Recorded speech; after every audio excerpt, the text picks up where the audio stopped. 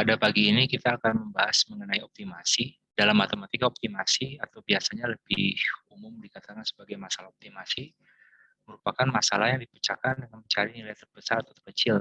Biasanya dalam bentuk fungsi yang bisa kita perlu definisikan terlebih dahulu dengan terdapat batasan atau kendala. Nah ini secara analitik biasanya atau secara teori kita bisa melakukan pencarian titik ekstrim dengan berbagai metode yang sudah kalian dapatkan di matematika 1 dan mungkin 2 ya, atau pemanfaatan pengujian turun pertama yang juga sudah diberikan di matematika 1 dan 2. Biasanya syarat salah satu dari fungsi yang bisa dicari maksimum atau minimumnya itu adalah fungsinya harus kontinu. Dengan itu kita bisa memanfaatkan metode yang kedua, itu pemanfaatan pengujian turun pertama. Tapi apabila fungsinya tidak kontinu, tapi kita punya nilai-nilainya di hampir semua titik, biasa kita cari saja satu persatu gitu. Kita cari, terus kita simpan dan sebagainya. Jadi ini mirip waktu kita mengurutkan bilangan terbesar atau terkecil. Nah, di sini kita mencari nilai maksimum atau minimum, kemudian kita simpan. Bila sampai seluruh rentang kita udah cari, tidak lagi terdapat nilai yang lebih besar daripada nilai yang kita simpan, berarti itu adalah nilai maksimum. Dan sebaliknya, bila pada saat awal kita menyimpan suatu nilai, kemudian kita dapatkan nilai yang lebih rendah, kemudian nilai yang kita simpan kita ganti nilai yang lebih rendah, dan bila kita sudah mencari ke seluruh rentang dan tidak diperoleh lagi nilai yang lebih kecil, berarti itu nilai minimum dari fungsi itu pada daerah pencarian kita. Dalam bidang yang lebih umum, yang bidang yang sekarang lumayan trendy, yaitu sains data, secara formal masalah optimasi merupakan suatu masalah untuk mencari keadaan terbaik menurut fungsi objektif. Nah, di sini sains data biasanya bersinggungan dengan problem yang lebih real daripada hanya sekedar masalah matematik atau fisika teori yang kita bahas, misalnya mekanika, termodinamika, dan sebagainya. Dia mempunyai masalah real di lapangan yang berkaitan dengan kehidupan kita sehari-hari. Nah, akan tetapi biasanya apabila kita bicara optimasi terkait dengan penjelasan yang tadi sebelumnya, bahwa tools atau alat-alat yang sudah ada itu adalah alat-alat matematik, di mana kita perlu mencari nilai maksimum atau minimum dari suatu fungsi. Nah, oleh karena itu, untuk permasalahan real, yang dalam hal ini dalam bidang sains data, kita perlu membuat yang namanya fungsi objektif. Nah, fungsi objektif ini sedapat mungkin bisa merepresentasikan sistem yang akan kita pecahkan masalahnya, sehingga nanti kita bisa meminimumkan atau memaksimumkan fungsi itu mengenai suatu parameter atau variabel, yang nanti variabel itu diharapkan menjadi solusi dari permasalahan kita. Nah, di referensi 2 ini ada beberapa permasalahan. Yang pertama saya kurang paham, yaitu model random forest. Nah, untuk yang kedua, mungkin beberapa dari kita pernah bermain catur ya. Nah, pada saat bermain catur itu, biasa kita menentukan kira-kira untung rugi atau bobot ya. Bila kita misalnya mengumpankan suatu bidak kemudian dimakan, tetapi akibat musuh yang memakan itu misalnya prajurit kita dimakan oleh kuda. Nah, kuda itu kemudian kita makan lagi dengan yang lain. Nah, itu termasuk penawaran yang cukup menguntungkan, artinya bidak lawan kuda gitu. Jadi kerugiannya tidak lebih rugi lawan kita ketimbang kita. Itu satu hal. Nah, yang lain adalah bagaimana menghitung kira-kira misalnya kita punya variasi satu langkah ke depan ada 100 macam, kemudian langkah keduanya bertambah menjadi 200 macam dan seterusnya. Nah, bagaimana langkah-langkah itu bisa kita berikan nilai sehingga akhirnya kita akan memilih urutan langkah dengan nilai tertinggi. Nah, ini mudah dilakukan oleh komputer karena dia bisa menyimpan berbagai database yang cukup banyak, bisa melakukan itu dengan terstruktur dan cepat. Nah, ini salah satunya yang teknologinya digunakan pada saat orang menciptakan komputer untuk melawan pecatur profesional. Nah, akan tetapi manusia kemungkinan memiliki cara yang berbeda untuk itu, karena tidak setiap orang bisa melakukannya, hanya orang-orang yang pecatur profesional yang berbakat ya, mereka bisa melakukan itu.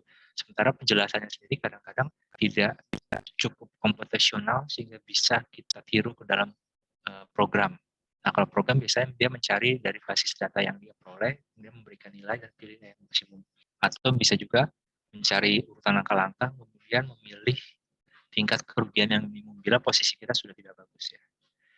Nah, kemudian salah satu hal yang juga sedang tren saat ini adalah deep learning, yang di dalamnya adalah jaringan artificial neural network atau jaringan saraf tiruan, di mana proses suatu jaringan bisa mengolah informasi itu, dia perlu mengubah-ubah bobotnya sehingga nanti semua informasi yang diberikan akan menghasilkan keluaran yang diharapkan.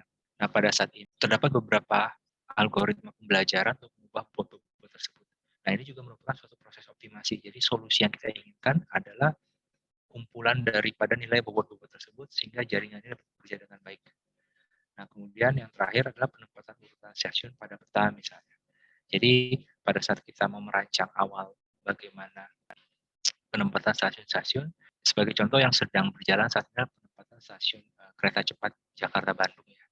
Nah, ini saya tidak tahu tim yang terlibat di sana, tapi biasanya mereka perlu melakukan optimasi posisi-posisi stasiun.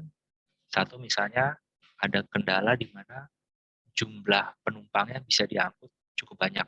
Jadi jangan sampai misalnya Anda sebagai engineer Anda merancang dua stasiun terlalu dekat, di mana dua stasiun itu yang satu tuh bisa menampung penumpang yang banyak, yang satu tuh hanya sedikit. Padahal kalau satu stasiun yang sedikit itu dihilangkan, semua penumpang masih bisa pergi ke stasiun terdekat. Nah, itu artinya tidak terlalu optimum. Nah, ini bisa kalian lihat nanti dari Jakarta ke Bogor misalnya, kalau kita lihat KRL itu. Jarak-jarak stasiun antara Jakarta itu cenderung lebih dekat daripada jarak-jarak stasiun di Bogor. Atau kalau kalian lihat di beberapa daerah di Jakarta yang perkantoran itu, jaraknya akan berbeda dengan yang dekat dengan perumahan misalnya, yang komposisi penduduknya lebih padat. Itu yang pertama. Yang kedua, apabila kita bicara kereta cepat misalnya kereta cepat itu bisa, saya nggak tahu detailnya, misalnya taruhlah bisa 200 km per jam ya. Artinya dalam 1 jam itu dia bisa 200 km dan dia butuh waktu untuk akselerasi, kemudian butuh waktu untuk akselerasi atau merem ya. Jadi kalau kalian letakkan stasiun yang jaraknya hanya 10 km, itu dia belum sempat unjuk performa untuk jadi kereta cepat, dia harus sudah mengerem kembali. Nah, ini pengalaman saya waktu studi lanjut di Jerman, itu ada 3-4 kota itu cukup dekat jaraknya, dekatnya sana cukup jauh di sini, itu keretanya tidak pernah mencapai kecepatan maksimum. Jadi karena memang 4 kota terdekat itu mereka targetnya mengambil penumpang, setelah itu stasiun berikutnya jauh bisa sampai 1 jam baru mereka berhenti. Nah, di stasiun dekat-dekat itu yang kota-kota besar mereka ambil penumpang hanya sampai kecepatan kira-kira setengahnya, kemudian setelah itu mereka menaikkan kecepatan sampai cukup jauh, sampai ke kota berikutnya baru mereka cukup waktu untuk mengerem. Nah, itu jadi merupakan optimasi, jangan sampai kita ingin kereta cepat Jakarta-Bandung, tapi ada 200 stasiun antara Jakarta dengan Bandung. Nah, itu nggak akan jadi kereta cepat, jadinya kereta lambat gitu, karena baru ngegas sedikit, ngerem, berhenti, baru ngegas sedikit, ngerem, berhenti. Jadi kalian bisa lihat di situ bahwa terdapat banyak persoalan optimasi di keseharian kita. Nah, dalam optimasi terdapat banyak sub bidang ya. Jadi kalian bisa di referensi 3. Nah, dalam sub bidang itu ada 2 yang akan kita pelajari di perkuliahan kita. Itu pertama pemrograman linear atau linear programming. Yang kedua adalah pemrograman kuadrat atau quadratic programming. Nah, 2 ini merupakan metode yang cukup atau teknik yang cukup sederhana untuk sebagai ilustrasi bagaimana kita bisa memanfaatkan metode optimasi ini. Nah, kemudian terdapat juga ada klasifikasi masalah optimasi ini kalau kalian tertarik mendalami optimasi ya. Dan seingat saya itu banyak di engineering dan banyak juga di matematika. Jadi kalian bisa mendalami ilmunya di program studi matematika. Jadi seingat saya kita masih punya slot untuk kuliah minor yang kita bisa ambil dari program studi lain atau kuliah pilihan luar. Tapi kalau kalian ingin mendapatkan aplikasinya, kalian bisa cari kuliah di engineering, di mana di sana akan dihadapkan pada masalah industri, bagaimana mencari optimasi dari suatu permasalahan. Dan di sini ada klasifikasi berdasarkan batasannya atau kendala, sifat variabel yang desainnya, struktur masalahnya sendiri, terus kemudian sifat-sifat persamaan yang terlibat, kemudian ada nilai permisif dari variabel decision atau decision variable yang digunakan, ada sifat deterministik dari variabelnya, ada separabilitas fungsi dan jumlah fungsi objektif. Nah, di sini nanti kita akan batasi, kita menggunakan satu fungsi objektif ya. Nah, kemudian masalah optimasi masih terus dikembangkan pendekatannya seperti adanya pendekatan menggunakan grafik yang interaktif. Nah, jadi salah satu cara melihat ini yang mudah sebenarnya. Bila kita punya 2 kendala dengan fungsi objektifnya 2 variabel, itu biasa kita gunakan grafik. Nah, mungkin kalau kalian masih ingat di matematika 1 itu kalian punya grafik di mana ada 2 garis yang diarsir bagian bawahnya ke arah pusat koordinat, dan 2 garis itu berbeda kemiringan. Nah, kemudian di sana kalian potongkan 2 region itu, nanti ada 1 titik temu. Nah, itu adalah solusi optimasinya. Nah, biasanya yang terjadi adalah kita ingin membeli barang, 2 buah barang misalnya. Masing-masing barang punya harga A dengan harga B, terus kita punya punya kendala, jadi uang yang kita bawa hanya sekian. Nah, kita ingin barang yang dibeli jumlahnya maksimum misalnya. Jadi misalnya kalian diminta beli buah karena akan ada tamu. Nah, dikasih uang sekian oleh orang tua kalian, kemudian kalian diminta belajar beli jeruk sama apel. Nah, tapi pesannya kalau bisa sebanyak mungkin ya. Jadi kalau jeruknya lagi murah, sebanyak mungkin jeruk. Kalau apelnya sedang murah, sebanyak mungkin apel. Tapi dua-duanya harus ada, gitu, supaya ada variasi tidak membosankan. Nah, jadi tadi jumlah uang adalah kendala, harus ada dua macam adalah kendala. Fungsi optimasinya yang kalian gunakan nanti adalah F-nya sama dengan jumlah apel kali harga apel tambah jumlah buah kali harga buah misalnya.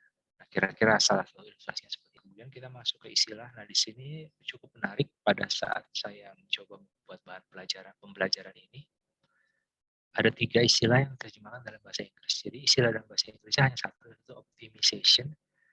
Tapi bahasa Indonesia itu ada optimasi, optimisasi, dan optimalisasi. Jadi kalau kalian nanti mencari literatur atau buku dalam bahasa Indonesia, dan kalian dapatkan ketiga istilah itu sebenarnya merujuk pada hal yang sama dalam bahasa Inggris, yaitu optimization.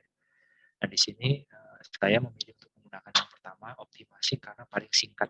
Jadi ada aturan tidak tertulis dalam bahasa, itu kalau ada istilah yang paling pendek, kita gunakan yang paling pendek, sejauh istilah itu tidak memberikan salah penafsiran. Nah, kemudian, seperti tadi sudah disebutkan secara ringkas, terdapat banyak subbidangnya, yaitu pemrograman linear dan pemrograman kuadrat. Ya. Jadi pemrograman linear adalah pemrograman untuk mencari nilai-nilai minimum atau maksimum dengan kendala atau batasannya diatur untuk mencari minimum. Nah, kemudian batasan ini diberikan dalam bentuk pertidaksamaan atau ketidaksamaan linear. Dengan kasus untuk fungsi objektif, dengan kasusnya adalah fungsi objektifnya dibatasi fungsi linear. Nah, pemrograman kuadrat adalah pemrograman linear.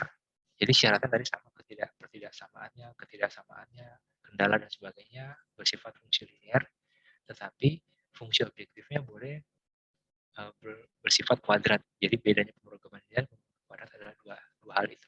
Nah, kita sekarang masuk ke definisi. Terdapat beberapa definisi yang kalian bisa baca, yaitu pertama fungsi objektif, yaitu fungsi objektif memetakan suatu himpunan variabel berdimensi n ke suatu nilai variabel berdimensi 1.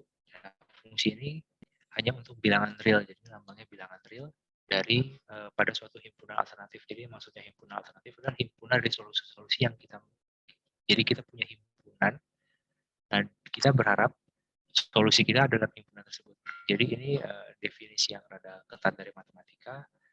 Saya cantumkan karena beberapa buku menggambarkan ini. Jadi paling nggak kalian pernah melihat simbolnya lah.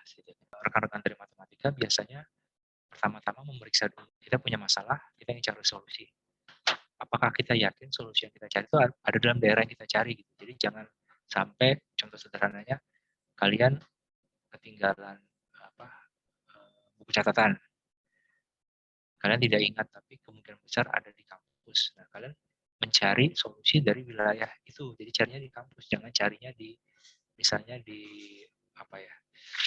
di kafe atau di mana tempat kalian bekerja kelompok ya. Nah, dengan itu solusinya tidak akan mungkin muncul gitu, karena kita mencari dalam ruang yang berbeda, dalam wilayah yang berbeda. Kemudian namanya variable decision variable atau variable decisi, yaitu X kecil yang merupakan elemen daripada X besar. X besar itu adalah daerah tempat kita mencari solusi. Jadi kita mencari solusi X kecil yang merupakan bagian atau elemen dari X besar. X besar itu tempat yang kita batasi. Jadi biasa kita tidak mungkin mencari di seluruh wilayah. Jadi kita lihat fungsi yang di sini adalah F, fungsi objektif memetakan bilangan real dimensi n ke bilangan real dimensi 1. Nah, kalau kita mencari di ruang real saja itu terlalu banyak angka yang perlu kita cari ya, karena solusinya nanti akan berupa numerik. Nah, untuk itu kita batasi. Nah, batasannya adalah X besar ini. Jadi X ini adalah subset atau himpunan bagian daripada ruang real berdimensi n. Jadi kita batasi, kita nggak di ruang dimensi n tersebut, tapi hanya di X. Nah, X ini nanti kita juga perlu cari bagaimana mendefinisikan X. Syaratnya apa? X itu harus cukup luas sehingga bisa menampung solusinya X kecil, tapi tidak terlalu luas sehingga nanti kita kehabisan waktu untuk mencari X kecil gitu. Jadi kira-kira itu. Maaf bila definisinya agak-agak fuzzy ya, agak-agak membingungkan, tapi itulah fleksibilitas dari pendefinisiannya. X ini tadi karena tujuan kita adalah memaksimalkan dan meminimumkan F, maka X ini adalah variabel yang boleh kita rubah-rubah. Jadi pada saat kita mengubah X, kita bisa dapatkan F nilainya naik atau turun. Nah, kalau kita mencari minimum, kita turunkan terus F sampai turun serendah-rendahnya. Begitu dia mulai kembali, itu bukan solusi yang berikutnya. Berarti kita cari ke arah lain misalnya. Nah, di sini di bagian bawah, belum sampai ke sana. Di sini. Jadi X ini bukan X yang kita kenal sebagai satu variabel, tapi X adalah merupakan vektor ya, atau matriks baris yang terdiri dari satu matriks kolom yang terdiri dari satu kolom saja, yaitu ada X1, X2, X3, dan Xn. Jadi ada berbagai variabel dalam X itu, dimensi yang ditentukan oleh N ini.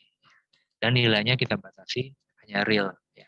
Sekarang kalian bisa lihat bahwa X ini bisa merupakan 3 variabel yang independen yang kita tidak tahu.